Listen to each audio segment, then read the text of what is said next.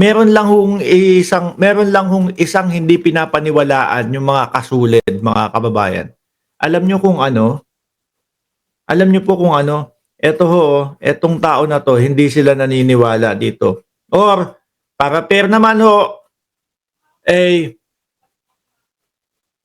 karamihan na lang po ng mga DDS ay mukhang hindi naniniwala. Diyan oh, yung iba nga sa kanila ang ginagawa meron pang ano, post mangga kulay itim.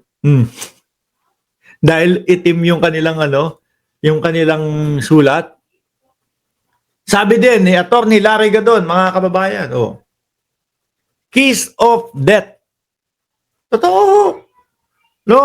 Kung dati ho, mga boy, paliwanag ko muna, kiss of death, yung pag ano ni Amy Marcos, pagsanib puwersa niya doon sa mga DDS. Hindi ko maintindihan kay Amy Marcos mga kababayan no? Bakit ho atat na atat at sabik na sabik doon sa kakarampot po na makukuha niyang boto doon sa mga DDS. Kahit na po lahat yung DDS o yung mga yan pong mga kasulid ay lahat iboto sa kanya, wala din ho, uunti lang din ho yun, no? Ang masaklap pa, hiwalay pa at hati pa ang boto sa kanya, ay naloko na. Lalo pong nawala sa survey. 12 lang po ang kukuhanin. 12 lang po ang mananalo sa Senado. Kung ang pangalan ni Amy Marcos mananatili po sa labas ng 12, mga kababayan, wala na ho ito. Hindi na nakaupo ito sa susunod na Senado. Sabi ni Ma'am Delia Rosario, nagbabaka sakali siya sa mga DDS si Amy. Kakarampot na lang yung pinagbabaka sakalian niya Uunti na lang ho yan Di ho ba? Nung panahon ho ng 2022, mga bossing, ang tinatawag po natin na merong kiss of death ay yung mga kakamping. O dati ang tawag natin dyan, mga dilawan. Hindi ko na ho ginagawa at hindi ko na ho sinasambit yun, mga kababayan. Yung mga, dilawan, ganito, ganyan. Bakit po? Kasi yung mga dilawan naman po ay nakikita natin na rumerespeto po at nakita natin na talagang, kaming mga kakamping, nandun kami sa kabilang side, no? Ng gobyerno. Nandoon kami sa side na lagi kami nagki-criticize sa nakaupo. Ganon, di ba? Pero napatunayan nila, mga kababayan, na isa lang din po ang pakay nila.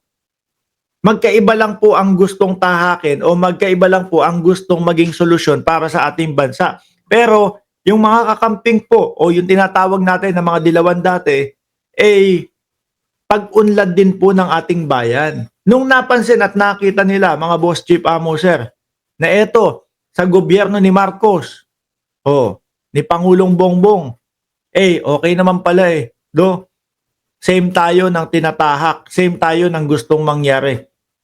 Ang umangat muli ang bansa. Sumuporta at rumespeto sila. Kaya ako, mga bossing, inihinto ko na din yung pagtawag sa kanila ng mga dilawan. Ang nakikita ko na mga dilawan na anti-Marcos, yun, mga DDS ho. No?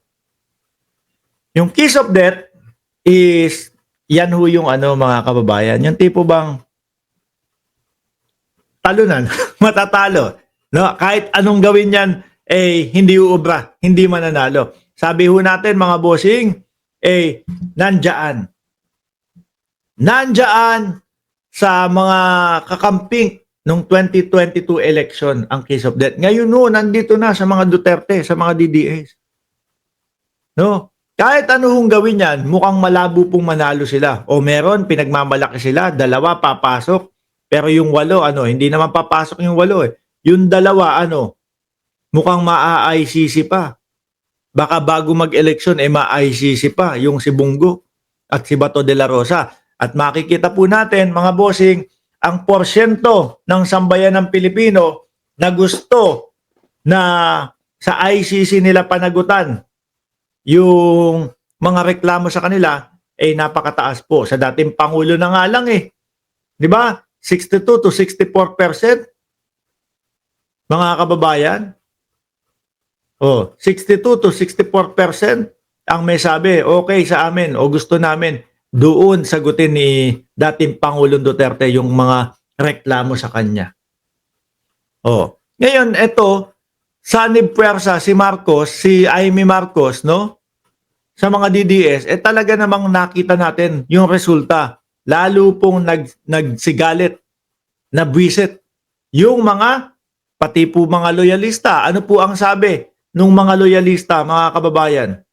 Sabi nila, nung nakita, eto si Madam Imelda na po, mga bossing, yung nagsalita. Ano sabi? Madam Imelda, pagpaumanhin niyo po. Pero sa pagkakataon ito, mga kababayan, sorry po. Sa pagkakataon ito, Madam Imelda, hindi po namin iboboto yung inyong anak. Sabi po yun ng mga loyalista. Dahil ang nakikita ko naman na dahilan dito kung bakit ini-endorso ni BP Sara itong si Manang Amy, paggante, pinaplastic mo kami Una nang bumanat dito si Inday Sara Duterte. Yung kumakain ng mangga, mangga gamit. Akala ko ang ibig sabihin mangga ang hugis ng mukha. Yung pala, mangga gamit, ginamit daw ang mga Duterte. Di ba? At ramdam ni Inday Sara Duterte na pinaplastic siya nito. Bakit to? Mga kababayan, biruin mo, sinabi mo na hukayin ko yung tatay mo doon. Hukayin ko yung tatay mo, itapong ko yung bangkay sa West Philippine Sea. Inalipusta na yung tatay mo. Ramdam na ng Vice Presidente. Pinaplastic lang ako nito. Sige, babawi ako. No? Babawi ako sa pamamagitan ng i-endorso ko siya. Pag ito nagpauto, hulog sa bitag. Nahulog nga ho. Dahil alam ni Inday Sara Duterte, mga bossing, na kapag inendorso niya si Amy Marcos, aayawan to ng nakararami. Sino po ba yung nakararami? Tayo ho, mga kababayan. Di ba? Aayawan yan. Aayawan niya ng mga loyalista, lahat-lahat pa. Ganun na nga ho ang nangyari, mga kababayan. Laglag at bagsak ang kandidatura ni Amy Marcos. Mali! Yung mga sinasamahan. Ito, nakita niya pasulong ang gobyerno. Gusto papunta doon sa paatras. Paano ba naman mananalo yan? Presidential Advisor on Poverty Alleviation, Larry Gadon, said Senator Amy Marcos stands to lose more votes. Totoo yan. Following the endorsement by Vice President Sara Duterte of her re-election bid for the May midterm election. Siguro mga nanonood sa atin itong mga to, no? Si Mark Ramos, assume, no? Potassium. Assuming, no?